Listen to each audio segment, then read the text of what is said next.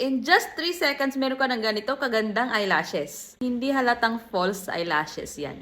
Magnetic eyelashes yan from Wasado. Without, with. Ang laki ng difference, oh. Madali lang siya tanggalin kasi magnetic siya. So, madali lang din siyang ikabit. So, try natin tanggalin muna ngayon. Ayan, tanggal na siya. So, ganito siya ikakabit. I-separate lang natin ito. At meron siyang dot, ayun, oh, may blue. Ang blue, dapat dito yan sa may blue rin. So, up. So, ganito siya ikakabit. Dapat yung pag-ganon niya, yung weave niya paloob. Yan. Okay. Yan. Puti. Dito naman sa down. Yan. Yan. Ganyan. So, dapat naka-align siya sa magnet.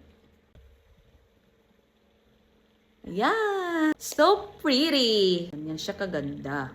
May pros naman ang cluster lashes, pero ito, mas trip ko to kasi isang ganunan lang. Tapos ka na mag-ayos ng eyelashes mo. Again, meron siyang applicator. Ito, tsaka itong lalagyan. Para di mawala ang inyong lashes pag iligpit mo na siya. Yan, ganyan.